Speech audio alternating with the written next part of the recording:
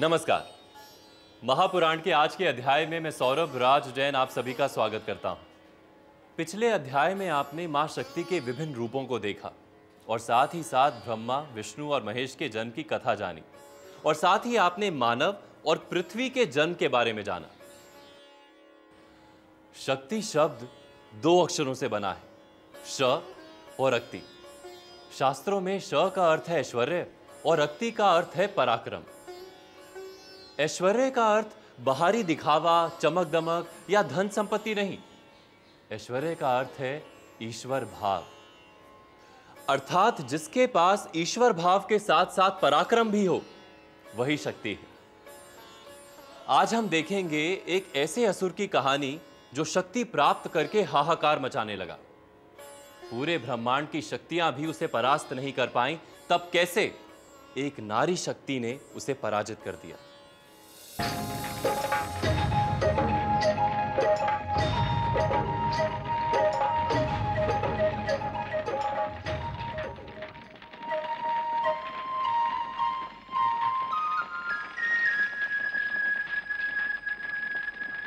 सुंदरी, क्या नाम है तुम्हारा? मेरा नाम मोहिनी है। विश्व मोहिनी कहो सुंदरी, विश्व मोहिनी। तुम्हारा ऐसा रूप कि इस पे पाषाण भी अपना हृदय निछावर कर दे। फिर मैं तो जीता जागता हाड़ मांस का दानव हूं। तुम जो भी हो, तुम्हें देखते ही ऐसा लगा जैसे मैं युग युग से तुम्हारी प्रतीक्षा कर रही थी। तुम पर दृष्टि पड़ते ही तुम मन को भा गए।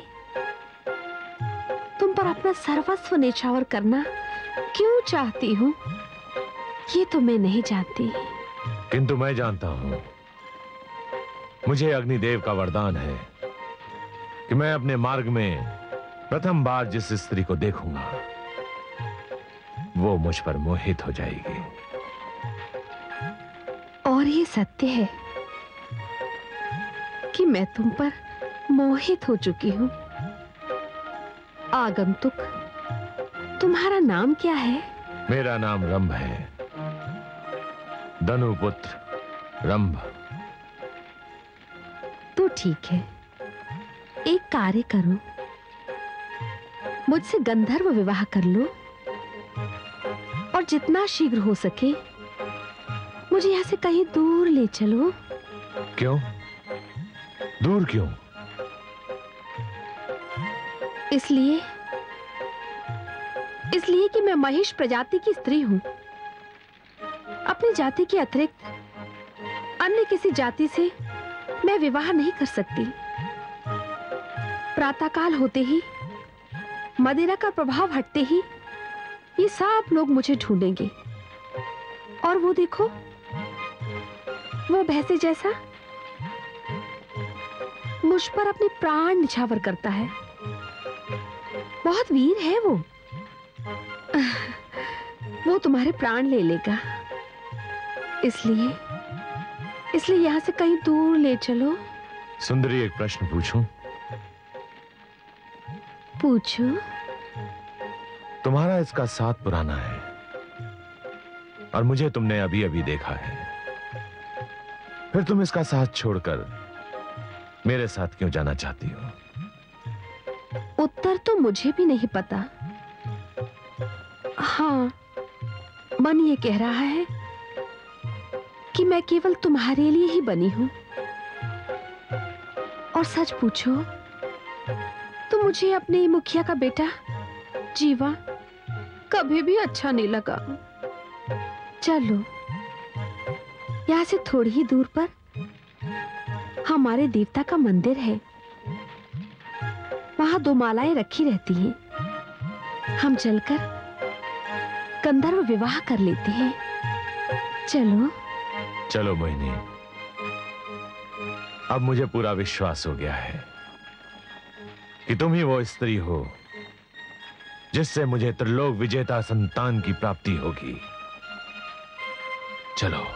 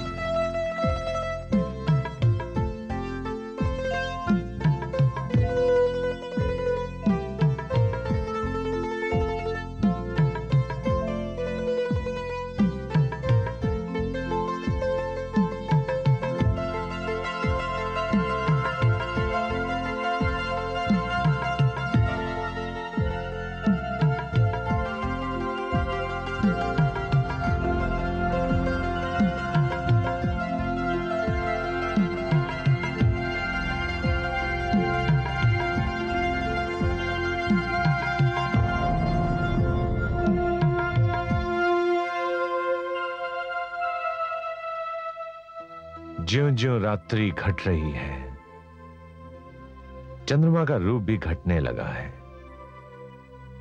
किंतु तुम्हारे मुख की शोभा है कि बढ़ती ही जा रही है।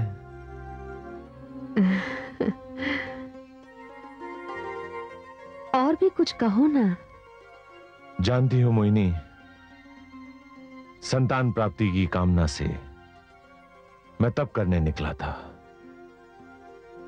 और तुम मेरी तपस्या का उत्तर हो। मुझे ऐसी संतान दो जिसे विश्व में कोई भी जीत ना सके। अवश्य स्वामी, मैं तुम्हारे पुत्र की माता कहलाकर धन्य हो जाऊंगी। मोहिनी,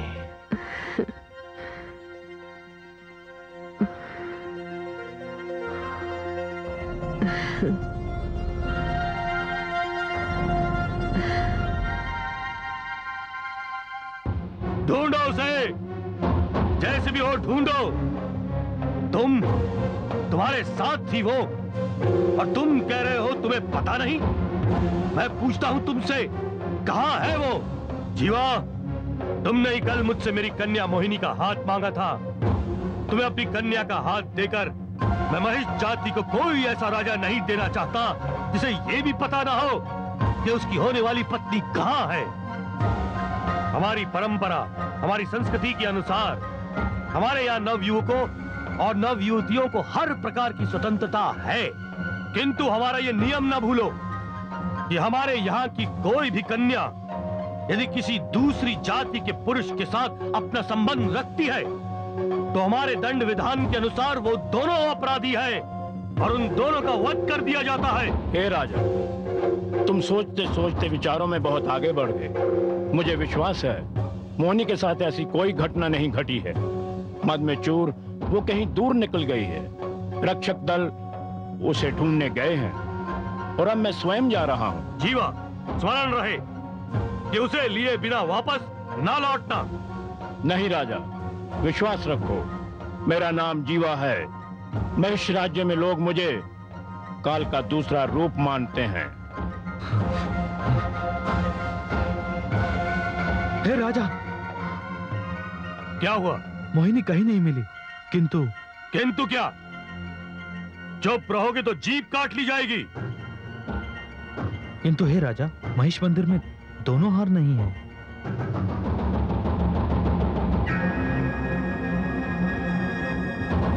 और वहां जो मोतियों का हार मिला है वो अपने समुदाय में कोई नहीं पहनता। तुम जिस ओर संकेत दे रहे हो वो सत्य नहीं है। महिष जाति की कोई भी ऐसी कन्या नहीं जो जीवा के मुख पर तमाचा मारकर किसी दूसरे के साथ चली जाए। जीवा, यदि ऐसा ही कुछ हुआ है तो उन दोनों के कटे हुए मस्तक लिए बिना यहाँ मत आना।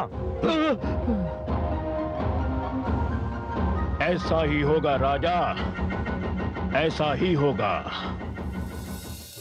हे आदिशक्ति परमेश्वरी, आपने ये कैसा खेल रच दिया है?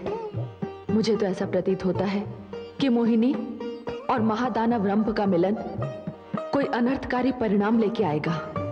हाँ देवी महालक्ष्मी, रंभ के हृदय में देवताओं के लिए इतनी घृणा है कि उसका प्रभाव उसकी आने वाली संतान पर पड़ेगा ही।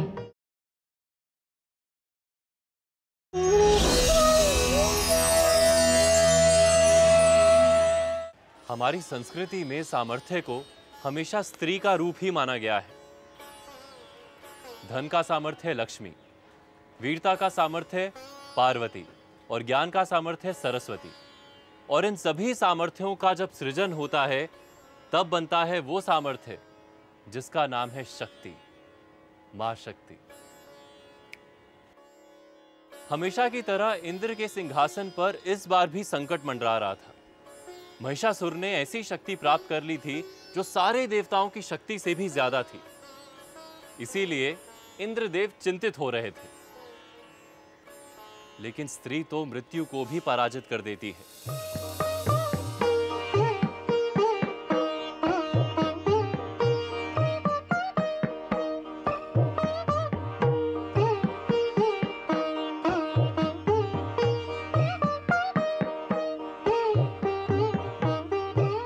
आदिशक्ति परमेश्वरी,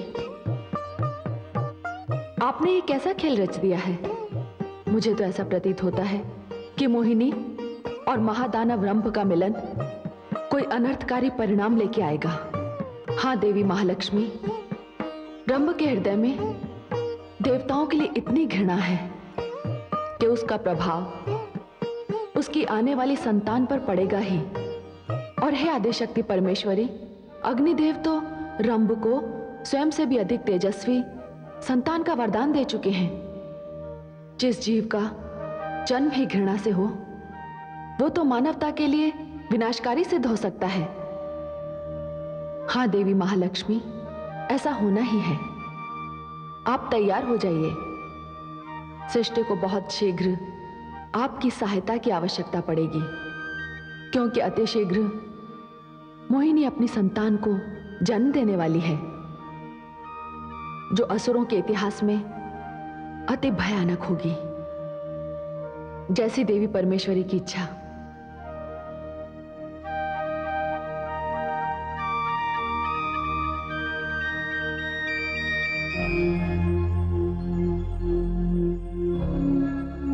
मोहिनी,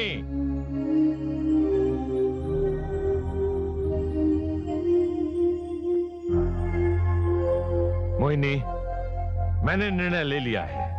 कैसा निर्णय स्वामी? मोहिनी, अब हम यहां नहीं रहेंगे। मैं तुम्हें यक्ष लोक ले जाऊंगा। यक्ष मेरे आराध्य हैं। वहीं हमारी ये संतान जन्म लेगी। तुम जानती हो, वहां महिष सभ्यता और असुर सभ्यता का मिला जुला संगम महिषासुर आएगा। हाँ स्वामी, मैं भी अपनी प्रेम बेल पर लगने वाली इस पहली कली के दर्शन करना चाहती हूँ। क्या ऐसा हो पाएगा? मैं देखता हूं मोहिनी, तुम अकारण ही भयभीत हो उठती हो। तुम्हारे साथ तुम्हारा पति धनुपुत्र रंभ है, और मेरे रहते हुए तुम्हें किसी से भयभीत होने की आवश्यकता नहीं है।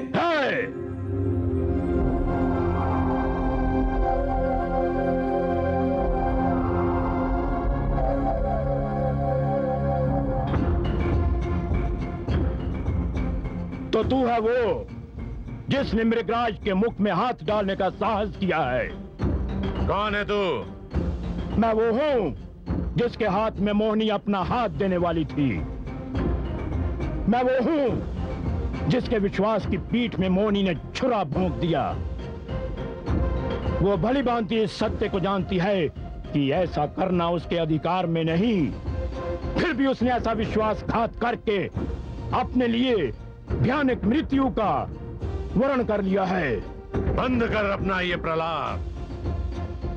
तू मेरे समक्ष मेरी प्रियतमा, मेरी पत्नी को धमका रहा है। इस पूरे संसार में अभी तक किसी माता ने ऐसे पुत्र को जन्म नहीं दिया जो रंभ के समक्ष ऐसा दुस्साहस कर सके। इस बात का अभी पता चल जाएगा जब मैं तुम दोनों के सिर काटकर यहां से ले जाऊंगा। सावधान! नहीं, नहीं जीवा, नहीं। सावधान!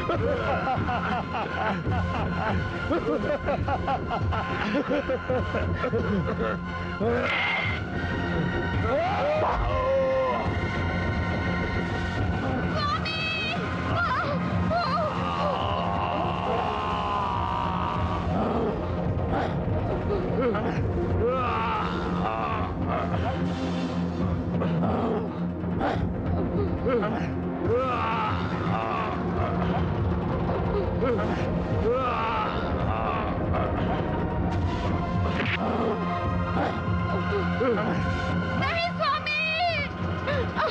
मोहिनी रुक जाओ।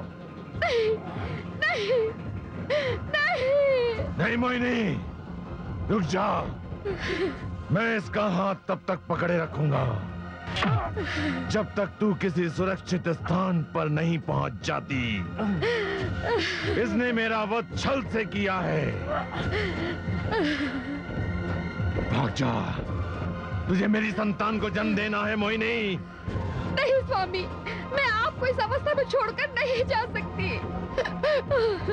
मोहिनी, तुझे मेरी सौगंध, तू चली जा यहाँ से। नहीं नहीं स्वामी।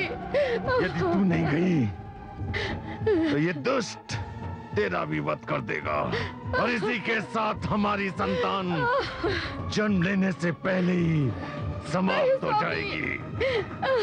मोहिनी, तू जा, तुझे मेरी सौगंध।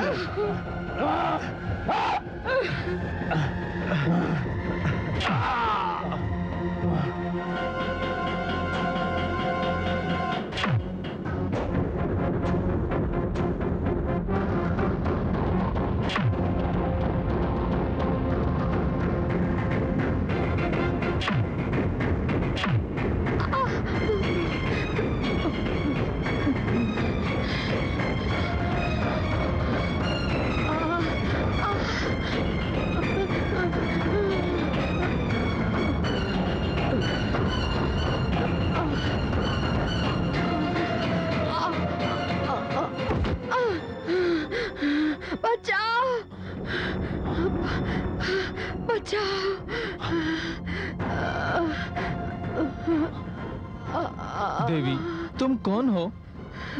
मेरी रक्षा कीजिए, मेरी संतान की रक्षा कीजिए।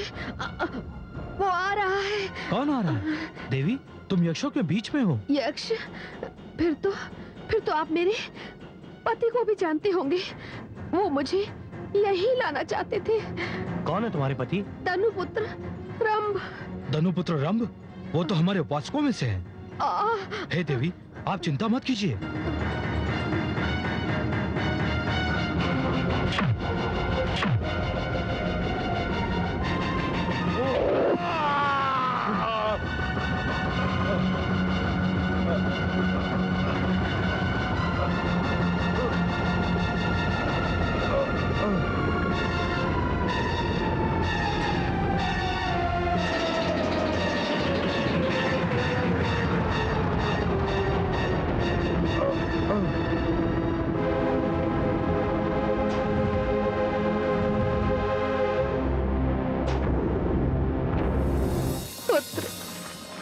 क्षमा कर देना, मैं अपने पति का वियोग सहन नहीं कर पाई, इसलिए तुम्हें भी मेरे साथ इसी चिता में जलना होगा। मुझे क्षमा कर देना पुत्र, मुझे क्षमा कर देना। नहीं माते, आप चिंता मत कीजिए, मैं जन्म ले रहा हूँ। मुझे संसार में आने से कोई नहीं रोक सकता। मुझे अग्नि का वरदान है, इसलिए मैं अग्नि में जल ही नहीं सकता।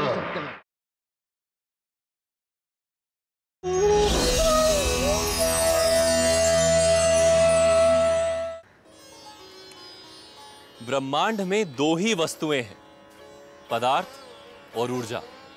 मनुष्य का शरीर पदार्थ से बना होता है और आत्मा ऊर्जा से।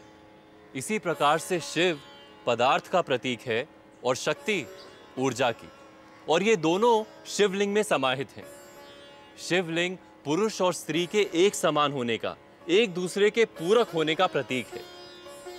हमारे शास्त्रों में ये बात बहुत पहले बता दी गई थी, जो आधुनिक विज्ञान आज समझने की कोशिश कर रहा है। पदार्थ ऊर्जा का ही रूप है, ऊर्जा में बदला जा सकता है। दोनों मिलकर ही सृष्टि का निर्माण करते हैं। पुराणों के अनुसार प्रलय के बाद सब कुछ शिवलिंग में समाहित हो जाता है और पुनः शिवलिंग से ही उत्पन्न होता है। अर्थात सृजन और संहार की शक्ति स्त्री का ही रूप है। स्त्री के बिना पुरुष का कोई महत्व नहीं। आइए देखते हैं इस कहानी में आगे क्या हुआ।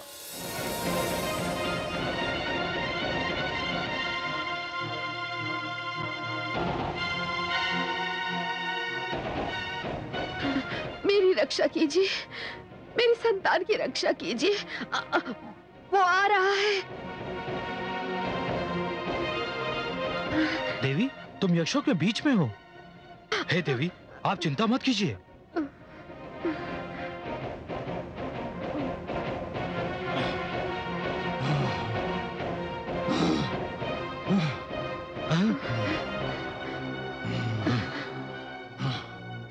यही है वो जिसने मेरे पति का वध किया है।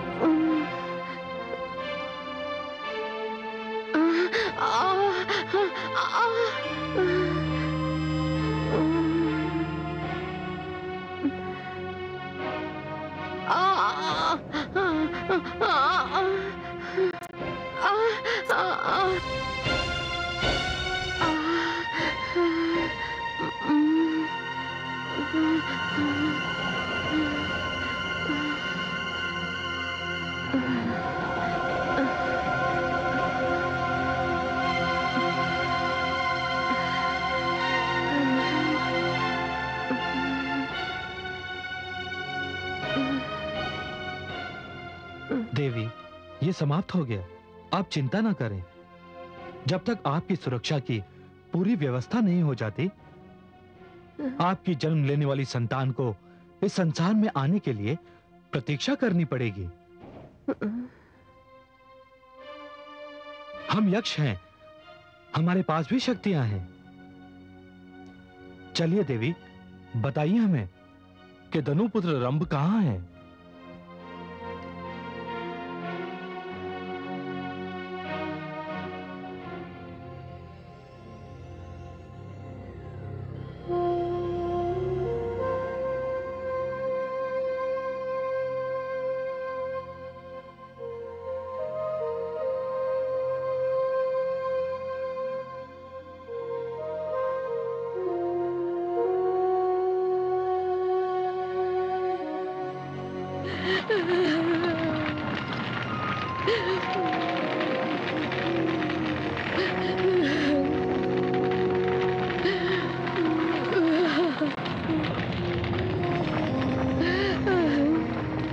देवी, मुझे रोकने का प्रयास न करें।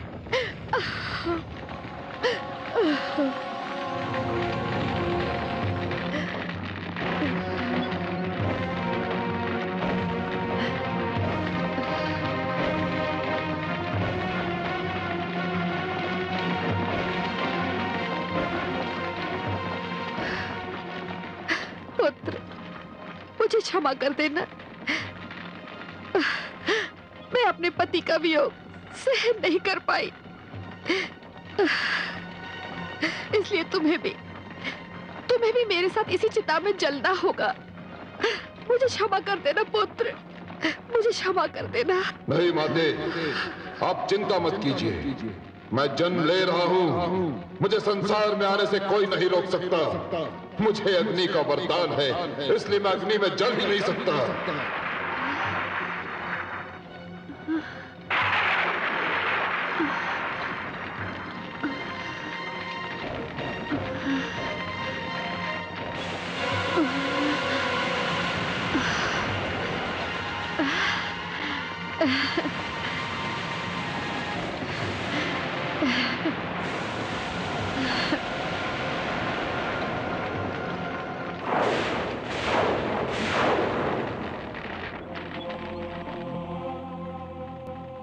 माते,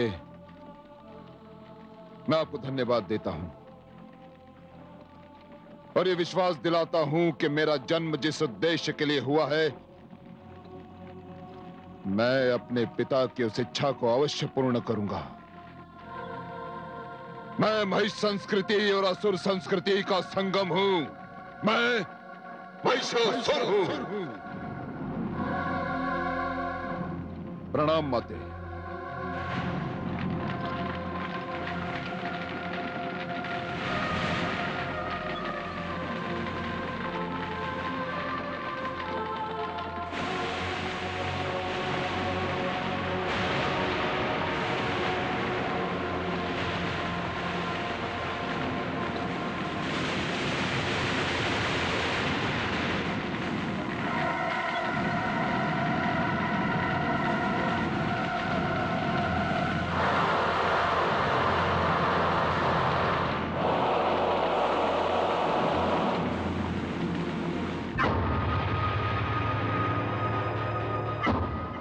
हे दानवराज, समस्त दानव लोग तेरी प्रतीक्षा कर रहा है। दानवों का सिंहासन रिक्त है। पर आप कौन हैं? मैं तेरे पिता रंभ के शरीर से उत्पन्न हुआ हूं। मैं तेरे लिए पिता समान हूं। मैं रक्त बीज हूं। तू मेरे साथ चल और दानव लोग चलकर उस सिंहासन की शोभा बढ़ा। हे महान रक्त बीज, आप जाकर समस्त दानव लोग को मेरी जन्म लेने की सूचना दें और उन्हें मेरी प्रतीक्षा करने को कहें। मैं ब्रह्मदेव को प्रसन्न कर उनसे एक वरदान प्राप्त करके दानव लोक लौटूंगा। यही मेरे पिता की इच्छा थी। मुझे अपने पिता की मृत्यु का प्रतिशोध लेना है और मैं लेकर ही रहूंगा। जो आज्ञा दानवराज।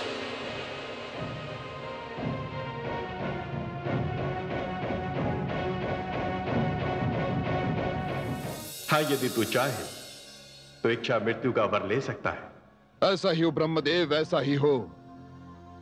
मुझे ऐसा वरदान दीजिए कि मेरी मृत्यु किसी पुरुष के हाथों न हो। मेरी मृत्यु एक ऐसे स्त्री के हाथों हो जो मुझे पराजित कर सके। तथास्तु।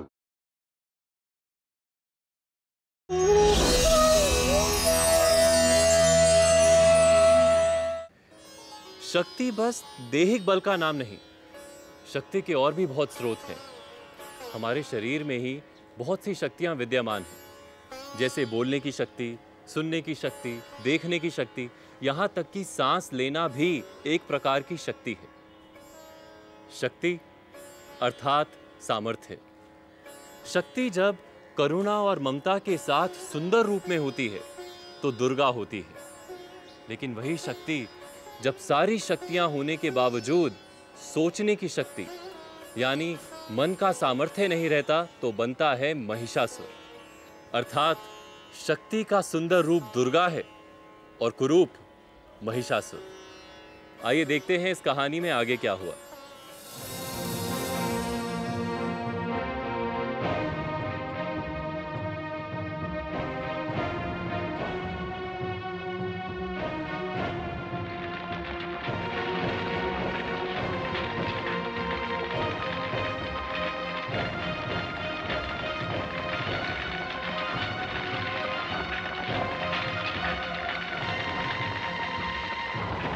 ओम श्री ब्रह्मदेवाय नमः। ओम श्री ब्रह्मदेवाय नमः। ओम श्री ब्रह्मदेवाय नमः। ओम श्री ब्रह्मदेवाय नमः।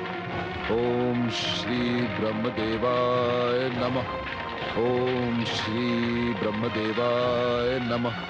ओम श्री ब्रह्मदेवाय नमः। ओम श्री ब्रह्मदेवाय नमः।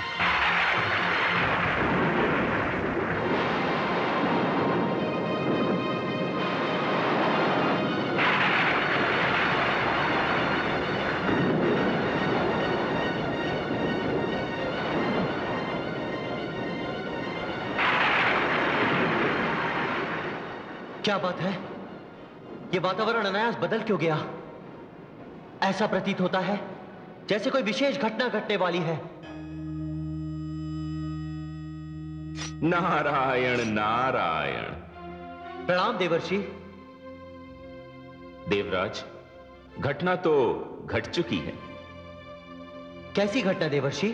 देवराज, आपके प्रिय यक्ष लोक में महादानव रंभ के पुत्र महादानव महिषासुर ने जन्म ले लिया है। देवर्षि, ये कैसे संभव है? क्यों देवराज, कदाचित आप ये सोच रहे थे कि आपने करंभ का वध कर दिया और किसी को ज्ञात भी नहीं हुआ। किंतु देवर्षि। देवराज, रंभ तो अपने भ्राता करंभ की मृत्यु पर आत्मघात करने गया था, किंतु उसे आपके अग्निदेव ने वरदान दे दिया। अग्निदेव? ये मैं क्या सुन रहा हूं? ये सत्य है देवराज, किंतु मैं क्या करता? राम तो अपना शीश मुझे दान करने चल ही पड़ा था, मुझे उसे रोकना पड़ा। किंतु जब मैं दानव करम का वध करने गया था अग्निदेव, तब तो आपने मुझे नहीं रोका। दानव करम के वध से मेरा एकमात्र उद्देश्य था कि दानवों में कोई ऐसी संतान उत्पन्न ना हो जिसके कारण हम देवताओं को कष्ट उठाना पड़े। किंतु आपने अग्निदेव रंभ को ऐसा वरदान दे दिया जिसके कारण हम देवताओं के समक्ष संकट ही संकट उत्पन्न होंगे। नारायण नारायण। देवराज, अग्निदेव ने रंभ को तो केवल पुत्र का वरदान दिया था, किंतु रंभ के उसी पुत्र महिषासुर ने पिताश्री ब्रह्मा की तपस्या करने के लिए अग्निकुंड में प्रवेश कर लिया है। क्या? हां देवराज, अब यह देखना है कि पिताश्री ब्रह्मा महिषासुर से प्रसन्न होकर उसे कौन सा वरदान देते हैं। नहीं देवर्षि, नहीं, यह नहीं हो सकता। मैं ऐसा कदापि नहीं होने दूंगा।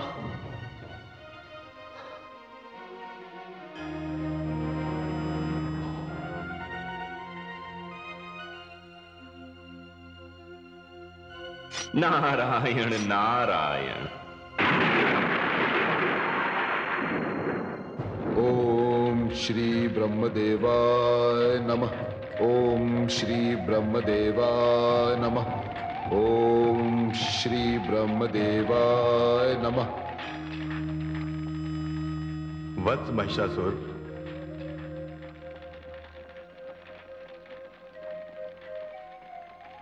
प्रणाम ब्रह्मदेव। कल्याणमस्तु। वत्स, जल में हिमनद में तपस्या करने वाले मैंने बहुत से तपस्वी देखे, किंतु तुम जैसा तपस्वी मैंने पहले कभी नहीं देखा, जो अग्नि को मेरा मंत्र पढ़कर अपने शरीर की आहुति दे रहा है। मांग वत्स, वरमान? यदि आप मुझ पर प्रसन्न हैं तो मुझे अमरता का वरदान दीजिए। नहीं वत्स, जिसने भी संसार में माता के गर्भ से जन्म लिया है वो अमर नहीं हो सकता। हाँ, यदि तू चाहे तो इच्छा मृत्यु का वर ले सकता है। ऐसा ही हो ब्रह्मदेव, ऐसा ही हो। मुझे ऐसा वरदान दीजिए कि मेरी मृत्यु किसी पुरुष के हाथों न हो, मेरी मृत्यु कैसे स्त्री के हाथों हो जो मुझे पराजित कर सके।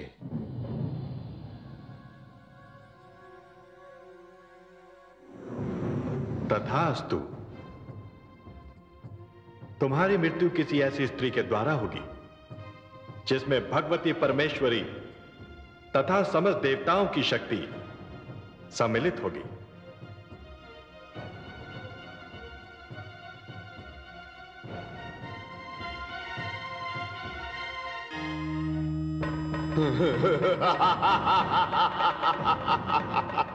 विनाश! विनाश! विनाश! हे ब्रह्मदेव, ये आपने क्या किया? मैं तो आपको रोकने आया था, किंतु आपने उसकी मृत्यु को असंभव कर दिया। हां देवराज, मैंने उसके मृत्यु भय को असंभव कर दिया। असंभव किंतु समाप्त नहीं किया। हे ब्रह्मा, महिषासुर भली भांति जानता है कि उसका वध करने वाली सर्वगुण संपन्न ऐसी कोई भी स्त्री इस संसार में नहीं है।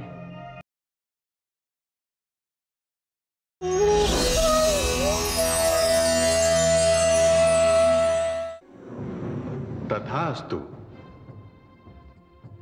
तुम्हारी मृत्यु किसी ऐसी स्त्री के द्वारा होगी जिसमें भगवती परमेश्वरी तथा समस्त देवताओं की शक्ति सम्मिलित होगी।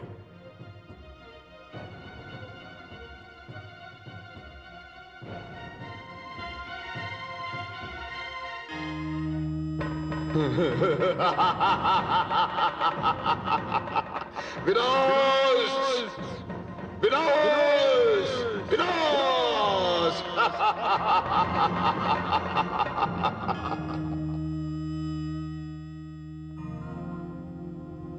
हे ब्रह्मदेव, ये आपने क्या किया?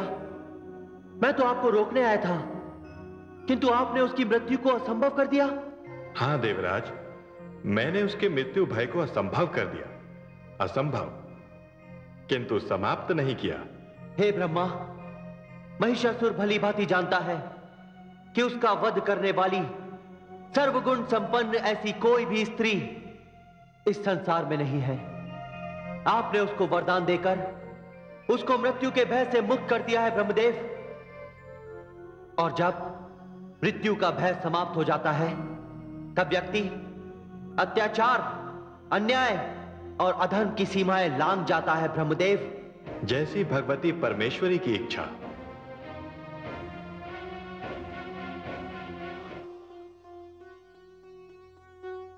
हे आदि प्रजापति, हे संसार के रचने वाले, मैं तो आपके रचे हुए संसार पर मुग्ध हूं। कितने रंग, कितने रूप, कितना सौंदर्य, सब कुछ देखते ही बनता है। किंतु ये किंतु क्या है देवी? किंतु से मेरा तात्पर्य है आपके वरदान से। जो भी चाहता है तपस्या करके आपसे वरदान प्राप्त कर लेता है, और आगे चलकर यही वरदान स्वयं आपके लिए, देवलोक के लिए और मानवता के लिए समस्या बन जाता है। क्या लाभ है ऐसे वरदान का? देवी, तपस्या एक महान कर्म है और कर्म का फल तो मिलना ही चाहिए। और अगर आपका संकेत महिषासुर की ओर है तो उसने बड़ी कठिन तपस्या की थी, उसका फल तो उसे मिलना ही चाहिए था। पर परिणाम का उत्तरदायित्व किस पर होगा? निस्संदेह उस व्यक्ति पर जिसने कर्म किया और कर्म का फल प्राप्त किया। आपको यह जानकर आश्चर्य होगा कि हमारे शास्त्रों में असुरों की जितनी भी कथाएं हैं, उनमें असुरों को शक्तियां देवताओं के वरदान के वजह से ही प्राप्त हुई हैं। लेकिन देवता लोग ऐसे वरदान देते क्यों थे जिससे असुर कोई बुरा कार्य कर सके? असल में मानव और देवताओं के बीच में यही भेद है। मानव लाभ हानि, उचित अनुचित के परे होकर सोचता ही नहीं, लेकिन देवता सिर्फ कर्म देखते हैं और कर्म का उचित फल देते हैं। तपस्या करना एक कठिन कर्म है और उसका फल यदि शक्ति है तो वो फिर असुरों को जरूर मिलती थी। तो क्या ऐसी शक्ति का वरदान मिलने के बाद घटने वाली घटनाओं के उत्तरदायी देवता नहीं होंगे? नहीं, बिल्कुल नहीं। वरदान देना देवताओं का कर्म है, लेकिन वरदान प्राप्त करके उस वरदान का प्रयोग करना वरदान लेने वाले का कर्म। सत्य तो बस एक ही है, कर्म का फल अवश्य मिलता है। अब ब्रह्मा जी से वरदान प्राप्त करके महिषासुर क्या कर्म करेगा, ये मैं आपको बताऊंगा महापुराण के अगले अध्याय में। तब तक के लिए मुझे यानी सौरभ राज जैन को आज्ञा दीजिए। शुभ रात्रि।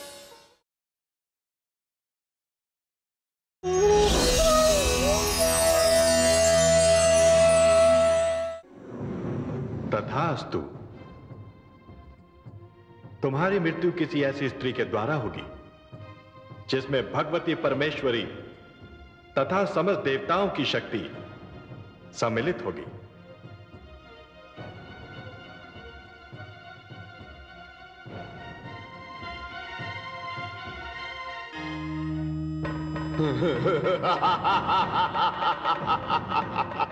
विनाश! विनाश! विनाश!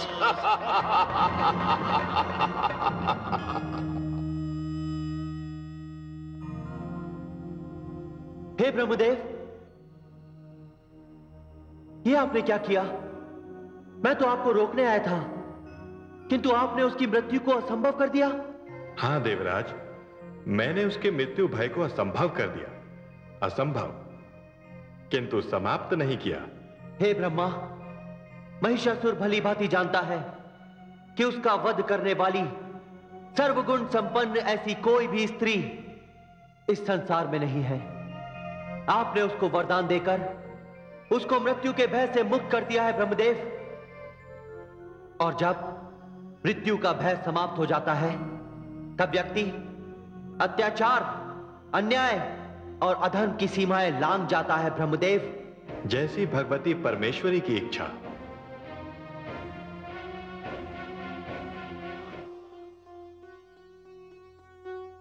हे आदि प्रजापति, हे संसार के रचने वाले, मैं तो आपके रचे हुए संसार पर मुग्ध हूं। कितने रंग, कितने रूप, कितना सौंदर्य, सब कुछ देखते ही बनता है। किंतु ये किंतु क्या है देवी? किंतु से मेरा तात्पर्य है आपके वरदान से। जो भी चाहता है तपस्या करके आपसे वरदान प्राप्त कर लेता है, और आगे चलकर यही वरदान स्वयं आपके लिए, देवलोक के लिए और मानवता के लिए समस्या बन जाता है। क्या लाभ है ऐसे वरदान का? देवी, तपस्या एक महान कर्म है और कर्म का फल तो मिलना ही चाहिए। और अगर आपका संकेत महिषासुर की ओर है तो उसने बड़ी कठिन तपस्या की थी, उसका फल तो उसे मिलना ही चाहिए था। पर परिणाम का उत्तरदायित्व किस पर होगा? निस्संदेह उस व्यक्ति पर जिसने कर्म किया और कर्म का फल प्राप्त किया।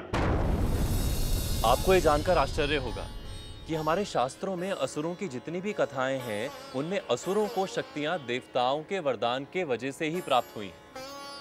लेकिन देवता लोग ऐसे वरदान देते क्यों थे जिससे असुर कोई बुरा कार्य कर सके? असल में मानव और देवताओं के बीच में यही भेद है। मानव लाभ हानि, उचित अनुचित के परे होकर सोचता ही नहीं, लेकिन देवता सिर्फ कर्म देखते हैं और कर्म का उचित फल देते हैं। तपस्या करना एक कठिन कर्म है और उसका फल यदि शक्ति है तो वो फिर असुरों को जरूर मिलती थी। तो क्या ऐसी शक्ति का वरदान मिलने के बाद घटने वाली घटनाओं के उत्तरदायी देवता नहीं होंगे? नहीं, बिल्कुल नहीं। वरदान देना देवताओं का कर्म है, लेकिन वरदान प्राप्त करके उस वरदान का प्रयोग करना वरदान लेने वाले का कर्म। सत्य तो बस एक ही है, कर्म का फल अवश्य मिलता है। अब ब्रह्मा जी से वरदान प्राप्त करके महिषासुर क्या कर्म करेगा, ये मैं आपको बताऊंगा महापुराण के अगले अध्याय में। तब तक के लिए मुझे यानी सौरभ राज जैन को आज्ञा दीजिए। शुभ रात्रि।